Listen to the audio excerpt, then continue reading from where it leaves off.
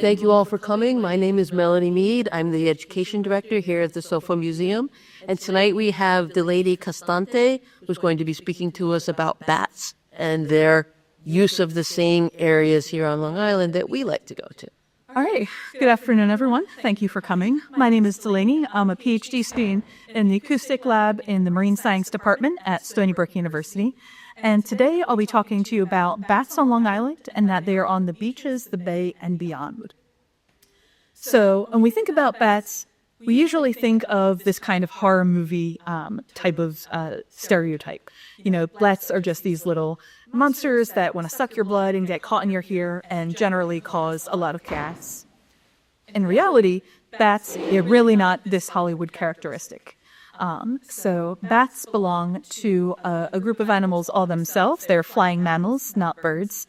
And there are 1,400 species of bats that can be found throughout the world, 154 of which are found here on Long Island.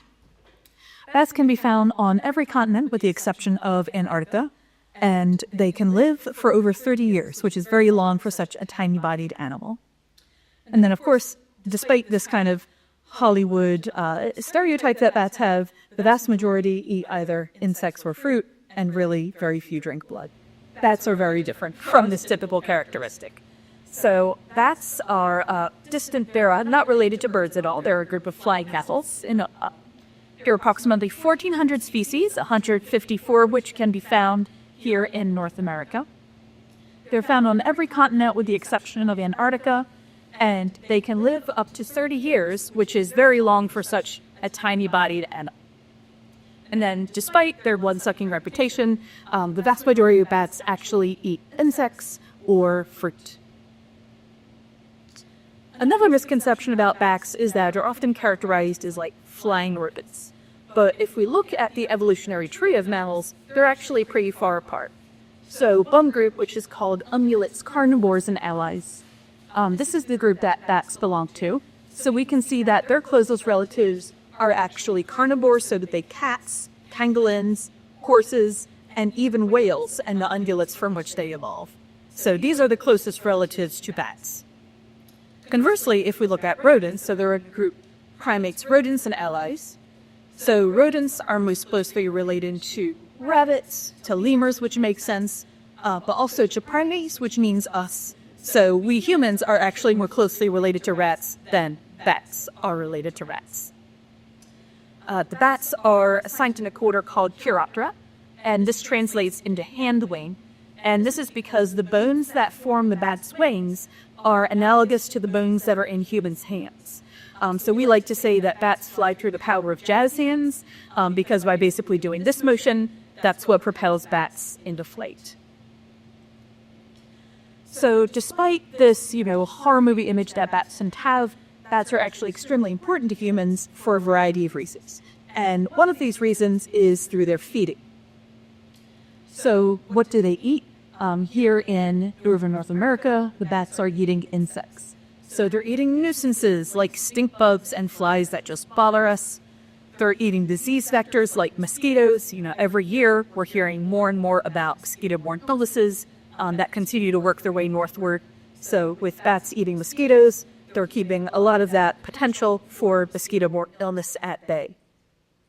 They eat invasive insects, so we've all heard of a spotted lanternfly, unfortunately, has made its way out to Long Island. It can now be found here.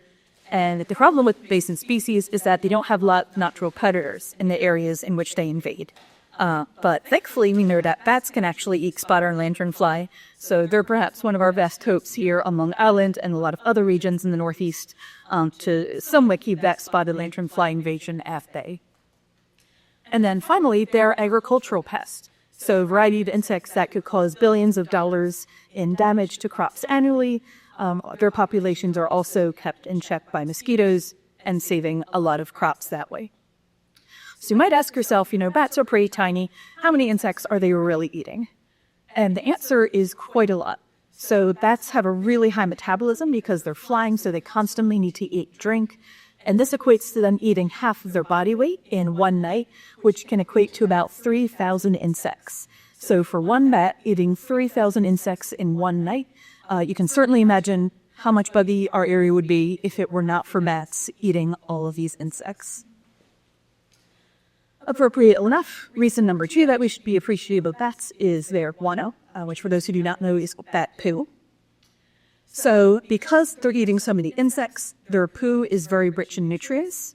And this has been known since the Incan times to be an excellent fertilizer for crops. So it's been used from very early on in human history, but really in the 1800s, this industry boomed. We'd kind of farmed the nutrients out of a lot of areas of soil, and so guano was seen as a great replacement for those nutrients to really help the production of crops.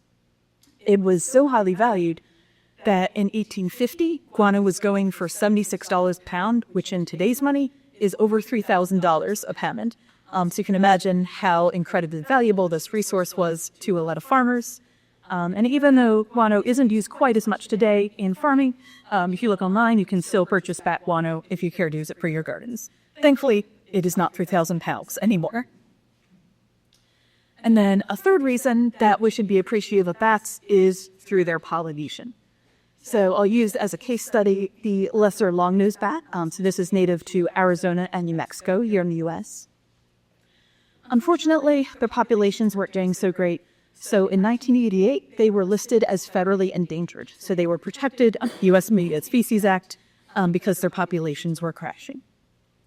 But thankfully, just a short 40 years later, we were able to turn that around. So their populations were thriving enough, we had reduced the threats that had caused their endangerment, that they were the first bat species to be recovered from the Endangered Species Act. And not the least of the reasons, which was because this bat is a pollinator of the blue agave plant, which is where we get tequila.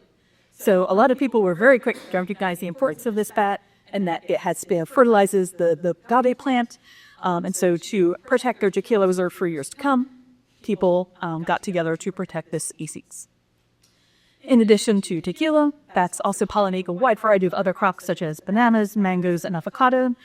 So if we're a fan of having these fruits around, then we should definitely make sure that our bat populations are thriving. Unfortunately, bat populations are not doing so well in a lot of parts of the world. One reason is for climate change. So if we got warmer temperatures that are happening, which stress out individuals, as there's alternate, there's more flooding in certain areas, there's more drought in other areas, all of these combine to stress bats out. In addition, we've heard of the California wildfires that have been very devastating this year, so any bats that are in the area can also experience direct mortality from some of the more severe events. A second threat to bats is that of habitat loss. So this primarily comes through the form of deforestation. Generally speaking, there are less trees around, there are less bats that can be able to thrive in that area. And so areas continue to get clear-cut around the world for agriculture, commercial development, industrial development, and so all of these reduce that available habitat for bats. A third threat is that of public opinion. So as I kind of alluded in the first slide, a lot of people's opinion of bats are that they are these little nuisances that don't really deserve to live. So sometimes there's direct mortality, people call exterminators if they see a bat in their house. But also it's public opinion. So this really, especially with bats being blamed for the COVID outbreak and people thinking that every bat will give me COVID, just sort of garners the opinion that, well, why should we conserve bats? Like, what's so special about them? Why do we care if those species are doing well or not? Another major threat facing bats today is that of white nose syndrome. So this is an infectious fungal pathogen that impacts bats. It often forms a white fuzz around their nose, hence the name. And this works by disrupting your hibernation. So the bats in this part of the world hibernate through the winter when there's less food and freshwater resources around for them to use. So they'll go into a cave system and spend the winter sleeping.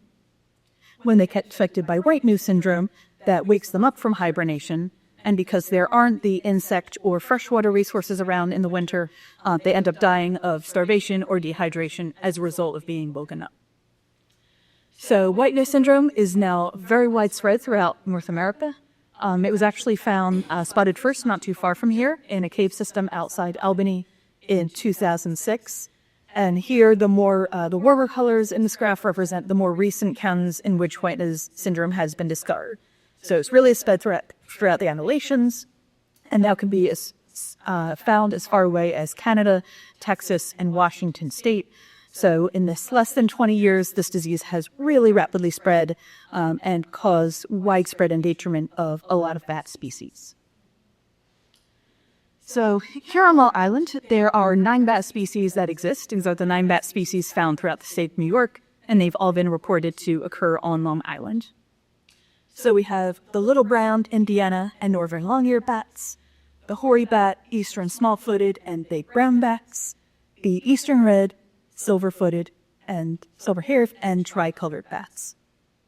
Of these 9 species, the Indiana and northern long-eared bats are both federally endangered, so that means their populations are really not doing well in response to threats such as white nose syndrome and habitat loss. And the tricolored bat is currently proposed for endangered status, so likely within the next couple of years, you'll see them also being listed as an official endangered species. So 3 of the 9 species that occur on Long Island are in pretty imperiled status, so they're really not doing so well. In addition to our local imperiled bats, there are 9 other bat species that are currently endangered throughout the U.S. due to, again, combination of these types of threats. Interestingly, the New York State Department of Environmental Conservation has said that for the northern long-eared bat, lack of trees is not a limiting resource, with the exception of Suffolk County. So we're sort of the one area in New York State that could have more trees to better support this northern long-eared bat population. And then, of course, these threats are not unique to Suffolk County. What we're seeing here is the same that we're seeing on a global scale, with loss of trees that bats roost in, so when they sleep during the day, as they're more active at night, and also loss of some of that good foraging habitat is a threat to bats. So we really want to understand what places bats are using so that we can make sure that those areas are protected so healthy bat populations can continue on Long Island and eat those mosquitoes for us. So where on Long Island are bats? As I mentioned before, generally speaking, the strong association is where there are trees, there are bats. So this map shows some of the forest cover that occurs on Long Island. So whether it's at a preserve or even a smaller park area or even your own backyard, if there are trees, bats can pretty much be associated with all of those areas. Bats are found on Long Island from late March through September, and basically where the daily high temperatures are between 50 and 77 degrees Fahrenheit. So generally speaking, when it's warmer out, you would expect to see some more bat activity. And then while bats are on Long Island for the warmer months of the year, they're roosting, so sleeping in their trees during the day, they're having their yacht, and they're feeding in a variety of areas. There's also been some studies that suggest that bats might spend the winter in the city. So some of the buildings can sort of represent sort of that cave structure, a place for them to hide away for the winter. But for the majority of Long Island, the more suburban and rural areas, all of the bats will migrate either upstate into New England or Canada into some cave system to hibernate over the winter. So Long Island does not have any cave systems.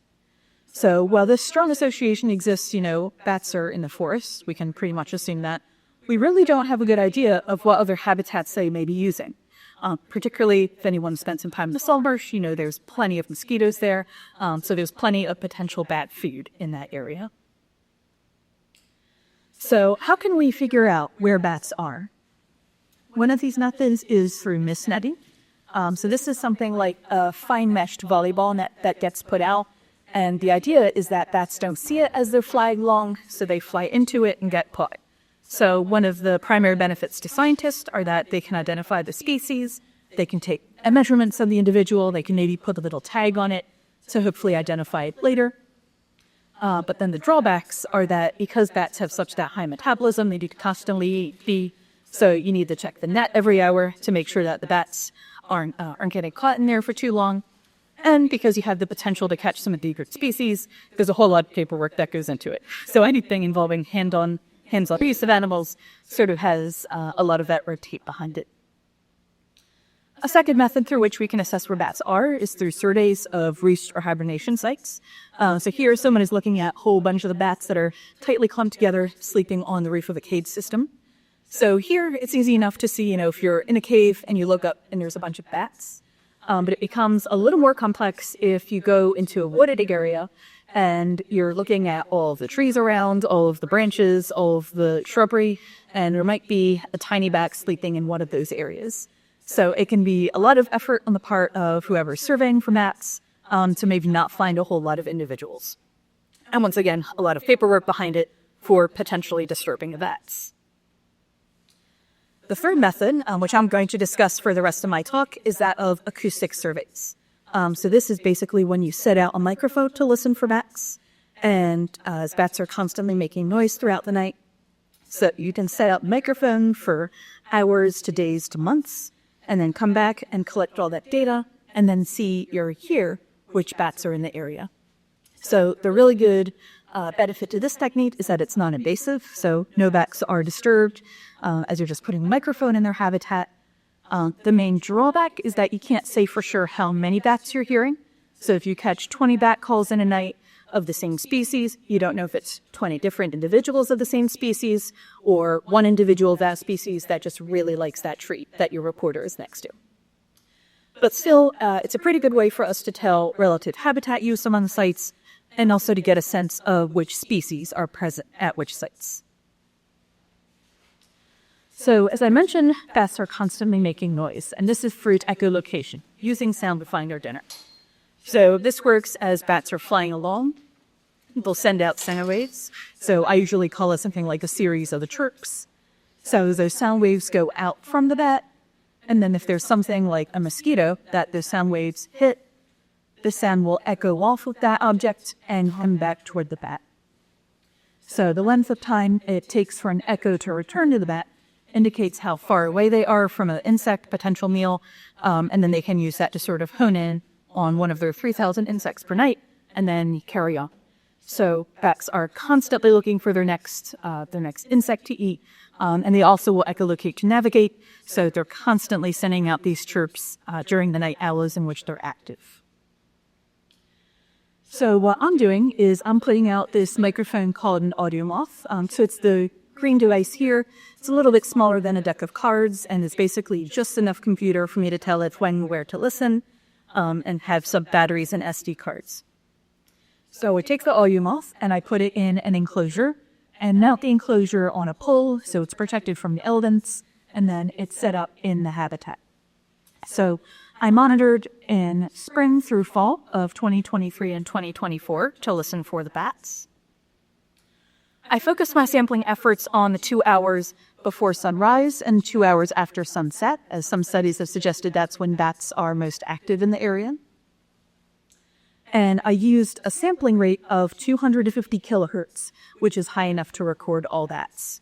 So the sampling rate basically tells you how high a resolution the audio file is, and because bats are such high frequency and they chirp so quickly, you really need a really high resolution audio file in order to capture that. So for comparison, most MP3 files are somewhere around 44 kilohertz. So this is just a massive audio file that is very high resolution. My study takes place around the base of the southern fork of Long Island, so in this box here. And then if I zoom in on the study area, you can see the locations of my 6 recorders throughout these field C6. So I have 4 recorders on the barrier island of Hampton Bays. So 2 of these recorders are set out on the beach. So they're at the base of the dune, facing out toward the ocean. And then roughly across the street, I have a second pair of recorders that are just at the edge of the salt marsh, sort of where the solid land ends, and they're facing inward toward the Shinnecock Bay. So even though these 2 pairs of sites are only a couple hundred yards away from the bay and beachside, anyone who spent time on the barrier island will know that it's a really different environment between those 2 sites. So the beach, you've got a lot higher wind, you've got sort of the sparser dune vegetation, and if you're lucky, you've never been bit by a mosquito on a beach. Conversely, the salt marsh has a lot more vegetation, a lot calmer wind because it's on the inside of the dunes, which allows a lot more mosquito populations to thrive. And then for comparison to these barrier island sites, I also had 2 more reporters a bit further inland toward Flanders. So one of these was at Hubbard Creek, which is a tributary of Peconic Bay. So that's sort of a freshwater marsh site with some pine barren vegetation around it. And then, of course, I had my Slate of the Woods for comparison, which is in Sears Bellows County Park, so your typical pine barrens wooded area. These are pictures of my 6 recorders in the field. So you can see there's pretty big difference in vegetation among the 4 different habitat types. Pretty big difference in human use. You know, sometimes your study holes, convenient area for people to move your reach gear against. And I would often see a lot of human and dog footprints around my beach recorders as well. Whereas the ones on the marsh and really the 4 other sites really didn't receive quite as much human traffic. So those were a little bit more secluded. So we can ask ourselves, so we have these audio-muff devices, which is a relatively new kind of microphone. So how do they compare to some other better-known bat detecting devices? So our lab also has a Pedersen D500X and a Wildlife Acoustics echometer. And these are sort of your industry standard. A lot of ecologists use these devices to listen for bats, but they're also about an order of magnitude more extensive than the audio-muff. Audio-muffs were really made to be a lot more accessible and also to hopefully be applied to citizen science type projects so that a lot more people had the potential to buy one. So what I did was I took these 2 recorders and I set them out next to my audio-muffs. So I had them all recording at the same time with the hopes that if one device picked up a bat, all 3 devices picked up a bat. And so I sampled with all 3 devices at each of my 6 field sites for one night in August of 2023 and one night in September 2023. So a total of 12 sampling nights with all of these devices out. So we can take a closer look at the echometer. I actually have that running here. So the microphone is just this little red box that's above the tablet. So it runs for an app made by the Wildlife Acoustics Company. And if you see some things floating across the screen here, it provides a visualization of sounds that it's hearing. So particularly if I snap above it, it'll sometimes think I'm that. But that's a good way to test it and to see so it's constantly listening to its environment. So the cool thing about this is that it actually also has a built-in bat detector. So not only can it sort of signal when a bat is echolocating in its area, but it can also tell me with pretty good degree of certainty what species we're hearing. So here there's a spectrogram of a silver-haired bat that it picked up. This is a way to visualize an audio signal, and I'll get into that a little bit more in a couple of slides. So if I looked at how these 3 devices compared to each other, so each device has its own color and shape symbol, they can not disagree. There is definitely a variation among each of the devices. Generally, if one device heard bats, all of them heard bats, but it wasn't necessarily the same number of bats at each night. But generally what we're seeing is that the audio-muff certainly compares to the other few devices. So we can say, okay, it may not be the most perfect microphone tool on the market, but for being a lot more accessible thing that people and scientists can use, the audio-muff is fairly good at picking up bats. So the bats are flying around. I've got these microphones that are picking up their echolocation. It then saves that as an audio file within the device. And then we can visualize that as a spectrogram, so the visual representation of an acoustic signal.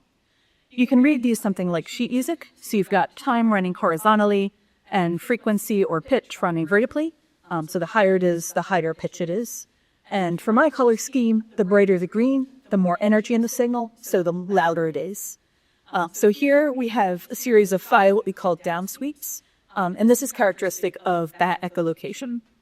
So here we've got a pretty good bat call. We can see a lot of detail to it. There's a good bit of either environmental or electrical noise beneath that call as well. That's typical of these devices. But this allows us to really see what kind of bats are around.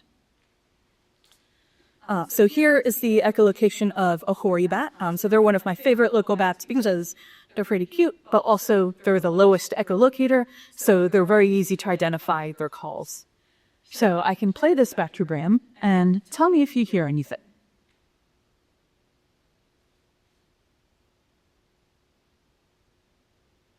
Did you hear anything? No. So that's because human hearing range is from 20 hertz to 20,000 hertz or 20 kilohertz. And this is for the best hearing human. For everyone, that upper threshold of our hearing range decreases as we age. So already my undergraduate students can hear higher frequencies than I can. So that's where the threshold of human hearing is. And this is where bats echolocate. So bats are echolocating from 20 to 104 kilohertz. So they're just outside the range of human hearing. So we can't actually hear them echolocate. If someone's ever thought they heard a bat, it's probably a bird or a frog or an insect, because bats are just outside our range of human hearing. What we can do is slow it down. So sort of by playing the bat echolocation in slow-mo, then we can bring it down into the range that humans can hear. So here's that same echolocation call played at 1/4 of the speed at which the bat originally chirped it.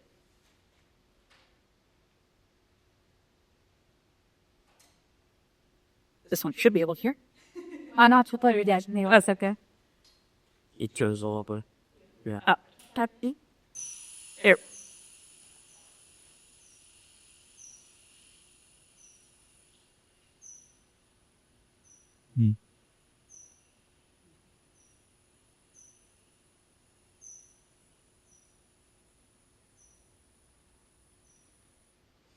It's kind of chirping along, looking for its next insect meal.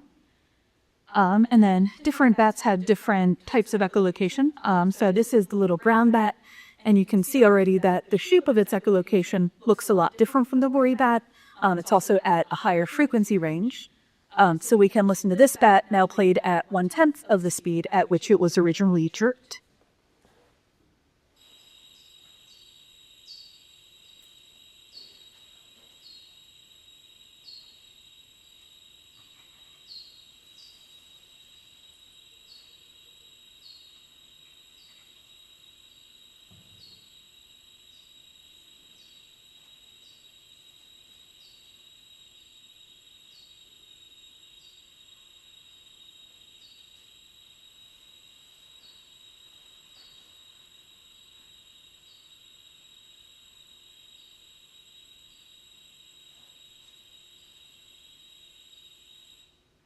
All right, and then finally, I'll play the big brown bat, also at 1/10 of the speed at which the bat echolocated. What's really cool about this call is that somewhere in this range, there's what we call a feeding buzz. So this is when the bat heard a return echo from an insect, and so it was sort of zoning in on that insect, and then so that you'll hear the clicks get much quicker together, so much that it's a little bit hard to see in the spectrogram. So it gets a lot quicker, and then it'll decrease in frequency. You'll also notice that more toward the bottom of the spectrogram, there's a lot of bright green blobs, so like a lot of energy down here. And if I played it back in real time, you would recognize it as cricket noise. But then played in slow motion kind of sounds like a distorted creaking. So here's a big brown bat with a feeding buzz.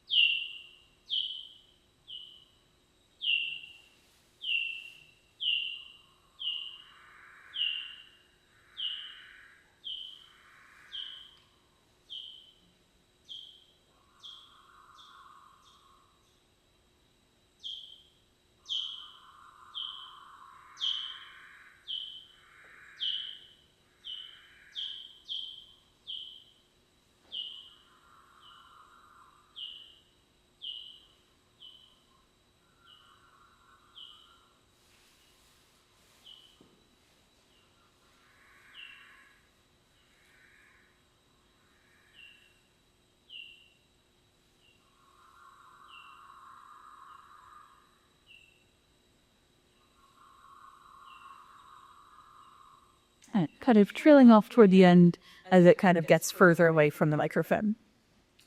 So some of our spectrograms are like this big gram that you just heard. So it's really nice. It's got a lot of high resolution, a lot of detail to the call. I can see the full range of frequencies. I can see the feeding buzz. I can see the full sort of dimension of each echolocation click. However, most of bat calls that I pick up look a little closer to this. So here we have about 7 pulses around 50 kilohertz. The sort of vertical component of the echolocation call has less energy than that sort of bottom frequency. So that one doesn't get picked up as well. It's just sort of that fundamental frequency chirping. And this is just an effect of how close the bat is to the recorder. So closer the bat is, the more just high resolution call that I'll get to be able to identify species. But then if the bat's pretty far away, it looks something like the bottom, and it's pretty difficult for me to assess what species I'm looking at. So it's hard for me to tell because if we look at the ranges at which bats echolocate, there's a whole lot of overlap. So these are the 9 species that occur on Long Island. So we've got the hoary bat, which is nice and easy to identify because it's a little bit lower in frequency than most of the rest of the bats. But everyone else has a lot of overlap, and so there's maybe about 7 different species that 50 kilohertz signal could fall within. So our ability to identify species is a little bit limited by the quality of the bat call that we get, but we can still get a sense of bat activity at each of the sites. So how many bat calls are we picking up at each site? To answer this, I'll look at, for now, just a small subset of my data, which was those evenings that I sat out with all 3 devices at the same time. So this is just representing 12 sampling nights of my much larger effort. And so bat calls that are pictured here were recorded over the course of 2 hours with those devices. So the cool news is there are bats happening at each of those sites. So even the beach, the salt arch of the barrier island, there's still bat echolocation activity happening there. So that was really exciting to see that bats were in fact using those areas. Because this is such a small chunk of my data at this point, I can't really make any conclusions about, if there's a lot more bat activity in August versus September or any differences among the sites. That as I continue going through my data, I'll be able to sort of find those larger conclusions and also see how that activity relates to things like weather, time of year. We can also ask which species of bats are at each site. So this is limited to the bat calls that were high enough resolution to identify. And for now, these are the calls that were identified by the echometer with its built-in bat detector classifier. So here, the darker the color represents more individuals were heard of that species at that sampling night. So we had a little bit fewer calls than our total count because not every call was able to be identified. Overall, in just these 12 sampling nights, so relatively low effort, I've already heard 6 of the 9 species that could potentially occur on Long Island. So that was very exciting that already we're seeing really high bat diversity in these coastal habitats. Perhaps not surprisingly, some species which I did not hear were the Norfolk long-eared or Indiana bats, because they're currently federally endangered. Odds are there's just a lot less of them about, so it makes sense that their calls would be a good bit more rare than that of other species. Also have yet to hear of the eastern small-footed bat as well. Of the 6 species I've heard, the eastern red, silver-haired, and hoary bats are what I call my frequent flyers. They're my most frequently heard bats across all of the sites. The eastern red bat was heard, the eastern red and hoary bats were each heard across 4 different sites, so it's sort of my most wide-ranging species there. And then, excitingly, there was, in that first night of September, you'll notice there was a bunch of bats that were happening on the beach. So it was not only my highest diversity number of bats, but also my total number of bat calls. So I had something like 25 echolocation calls recorded in the span of 2 hours, which is very exciting. And so I suspect that this was a migration event. So if a lot of bats were moving up north from some more southern states up into those New England cave systems to hibernate the winter, they've been using the beach as a flyover and eating a lot of the mosquitoes then. So that was a really exciting pattern to see, and looking forward to delving into the rest of my data to see if sort of these migration events keep popping up as hotspots of coastal bat activity. Also excitingly, I did hear an occurrence of the tricolored bat. So at one of the salt marsh sites on the barrier island, we did hear a tricolored bat. So knowing that they could be federally protected in the near future, that's exciting to know that these coastal areas do provide foraging habitat for that species. So some takeaways from all this are that bats really are friendly creatures, very important not only to humans, but to the ecosystems in which they live. So they're truly not those little monsters that Hollywood loves to portray them to be. Long Island is home to a diversity of bat species, and especially in areas that we don't commonly associate with bat habitats, such as the coast. All of this habitat is good areas for bats to be living in. And we have evidence now that bats are feeding coastal habitats. So this is important going forward for offshore wind developments or just other coastal developments. Everyone wants to build on the barrier islands for summer homes or restaurants or hotels, and knowing that it can be an important habitat for bats can help us mitigate impacts. So maybe it's not doing a lot of construction during the migratory season or things like that, but this study can help us assess how we can be of less damage to bats in the area. If anyone is interested in ways they can help bats, number one is mind your spelunking. So if you or anyone you know enjoys exploring cave systems, unfortunately, we believe this is how white nose springtip syndrome has really spread so quickly, with cavers going from one system to another without thoroughly disinfecting their gear. So just making sure that all gear is disinfected from one cave system to another will hopefully help stem the further spread of this disease. A second way is to, again, just preserve trees and native habitat. So this can be anything from protecting areas in a park to planting trees to building a bat box. The QR code has instructions for how to build a bat box if you're interested. So these can provide a little bit of habitat for bats to roost in your own backyard. And who knows, you might even get the benefit of having few mosquitoes in your yard if you become the tenant to a couple of bat residents. And then finally, there are some citizen science projects that you can get involved with. So the Seatuck Environmental Organization has a Bat Map Long Island project where they encourage people to report bats if they see them. And sort of the same idea of my study is basically using this to assess where on Long Island are bats, when are they there, so that we can better protect their habitat and ensure healthy populations for years to come. So I'd like to thank a lot of folks that have helped me out with this study. So our wonderful lab tech, Tony Ann, and some former grad students, Rachel and Melissa, really helped me get this project off the ground. And then I have a squad of undergrad students, Emma, Aiden, Elisa, and Katie, who have all helped me both with the data collection of looking through the audio files, as well as the field work of maintaining the recorders. So I'd like to thank you all for coming out and listening to my talk, and I'll take any questions.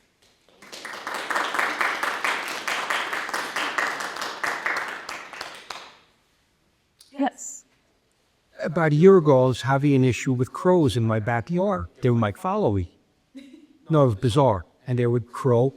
And I did some research, and they said that crows are quite intuitive. They know friendlies.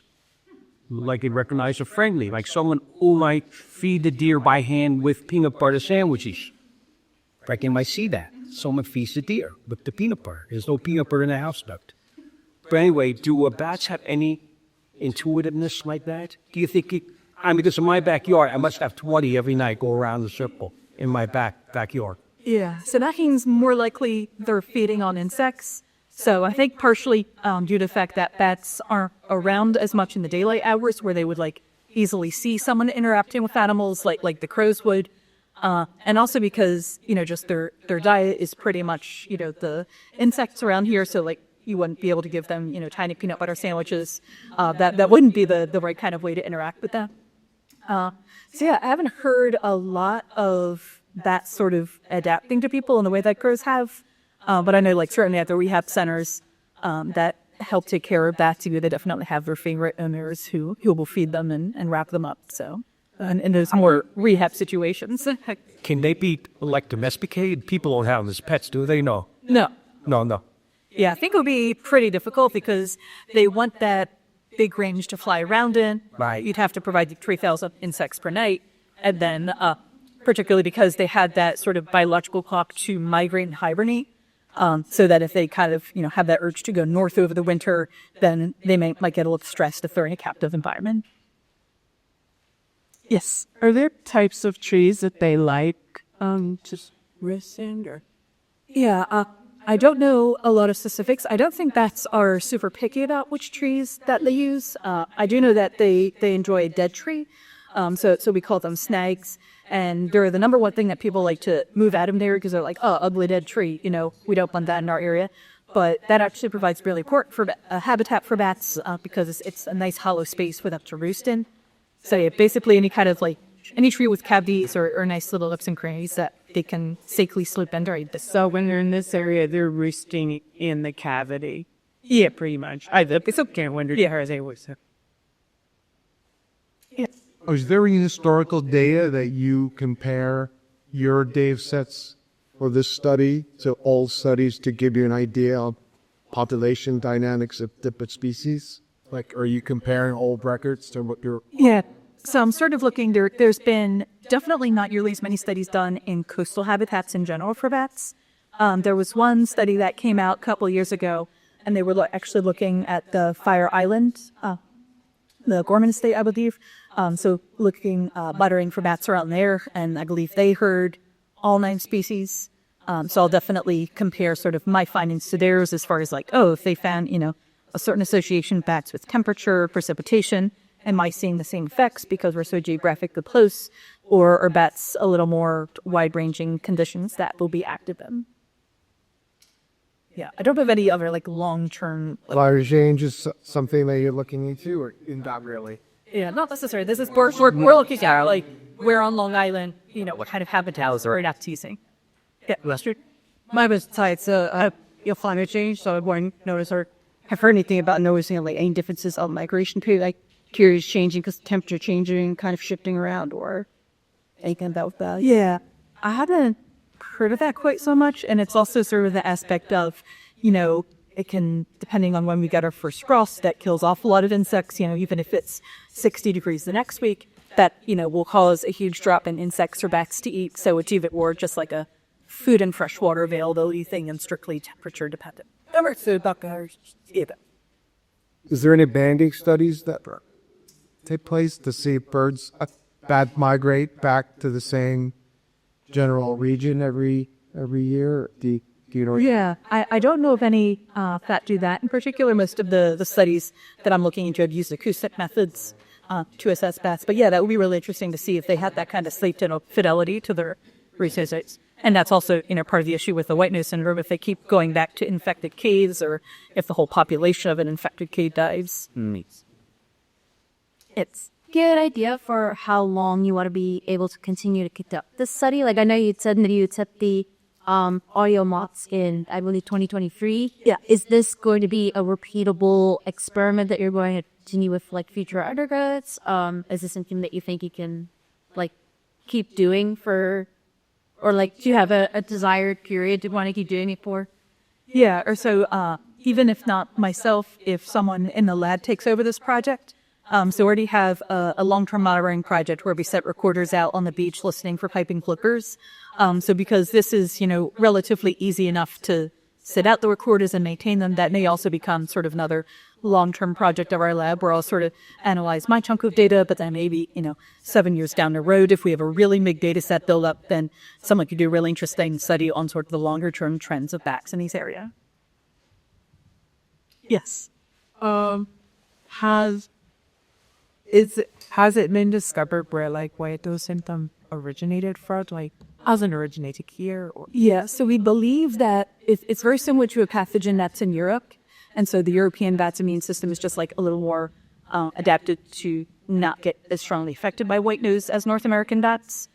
So we're not entirely sure how, or I suppose when. Well, I guess we know it was first spotted in 2006, so probably around that it came over, which is probably an issue of contamination as well, unfortunately.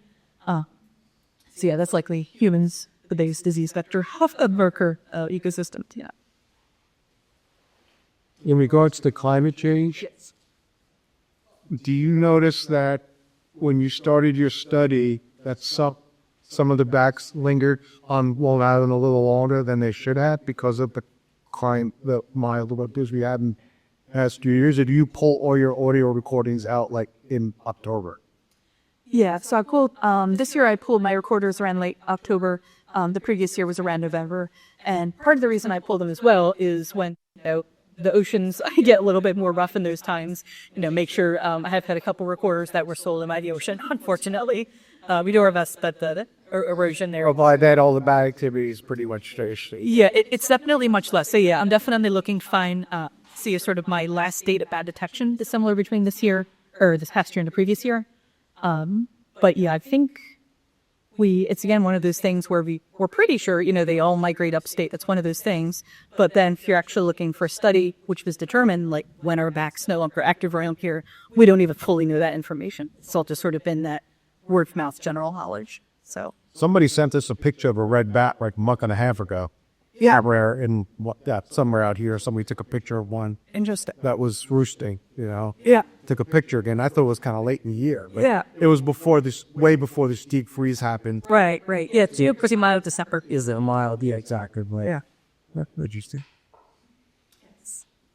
And as far as tagging, do you ever tag bats, see what their migration is, what their travels? I mean, is that possible to tag? Yeah, I mean, it's possible to tag bats. Our lab doesn't do that. We're more interested in using acoustic methodology to answer ecological questions. But certainly there are other research groups that do tag bats and do have a better sense of their migratory routes. So I know you said you still go through all your data, but you have that one peach-shaped temp bat, like a huge spike. Do you feel that might have to do with maybe less humans being around too, or you think it's just strictly more migratory kind of insect related still? Yeah, I'm guessing it was related to migration. So overall, there's typically not a lot of people on the beach at night in general. And even, I think that was still around Labor Day, so people were still kind of in the area. But I think, unless it's when they're shooting off fireworks, you pretty much, bats aren't super bothered by, the scared human activity. Because we're around earlier set up as cameras for you. Yeah. Yeah, it's more just if there's a whole stand of habitat that they were using that we, demolished to build something else out, has a bigger impact. Yeah, I've definitely been standing out there and I'm seeing all the calls come up on the device. I'm looking, I cannot see them for the life of me. So they're clearly around, we're picking up their echolocation, but they're very cryptic. Do you find that the bats are more vocal during the crepuscular early evening parts of the day or all throughout the evening until dawn? Yeah, so I'm really focusing my sampling sort of around this crepuscular times. So it's just the 2 hours before sunrise and the 2 hours after sunset. And this is in part just because the audio files are so big. I sort of need to conserve space on my card to just not be going out and replacing them every couple of days. And then there's some weeks that we're off on a boat, so we have to figure out how to plan our terrestrial field work around that. So yeah, that was based on other studies, and I believe the Fire Island study did sample throughout the entire night, and so they had that good kind of spread. And that's what I based this on, is that, okay, they're a little more active during this period, so I'll kind of target that in my sampling. Sir. If there are no more questions, I'd like to thank the lady for a very thanks so all. And invite all of you to check out our website for more of these East End Environment lectures. They'll be in our Hound of the Dale on the SoFo.org website. Thank you.